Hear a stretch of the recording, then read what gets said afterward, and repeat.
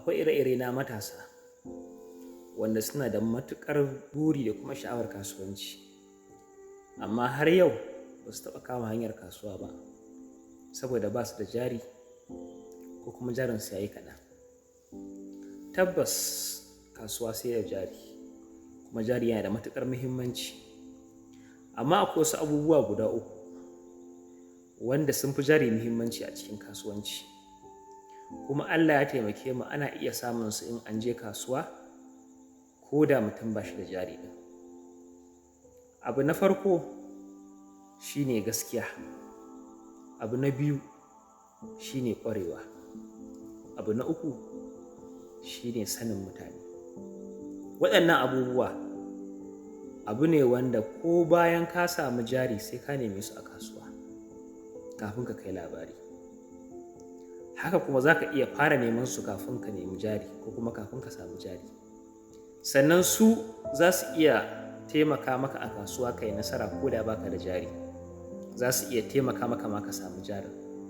Amma shi kuma jari ko ka same shi idan baka da su ba za ka yi nasara ba. Na taɓa yin harkar sai da shanu. Ran da na fara zuwa kasuwa, mai gidana ko in ce ogana ya min wani karatu. Kafin mu shiga yake ce mun, kaga wannan kasuwar? Daga cikin abu mai muhimmanci a cikinta, yau da gobe kana zuwa kullum ka mutane su san ka. Har ya bani misali ya ce za ka iya zuwa wata ran ka samu farashin dabbobi ya karye, ga kaya nan a arha, kai kuma baka da kuɗi sosai a jikinka. Ya ce min kamar ni shi kenan. Ya ce da shekara da shekaru kullum ina zuwa, kowa ya san ni, kowa ya san halina. Zan iya karɓar rancen kuɗi masu kauri a ranar a kasuwar na kwashi dabbobi na tafiya ta. Amma idan ba wanda ya san ka, duk arhar kaya matuƙar kuɗinka ya ƙare ko kuma ba nan baka da wadatattun kuɗi, to sai dai ka yi haƙuri, babu wata kasuwa da za ka tsinana.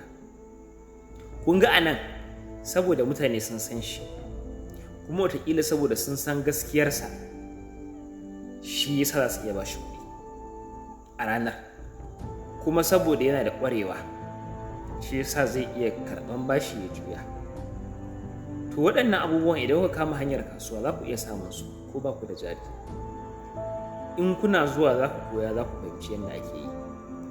Idan kuna mu'amala da mutane da kullum za ku san su.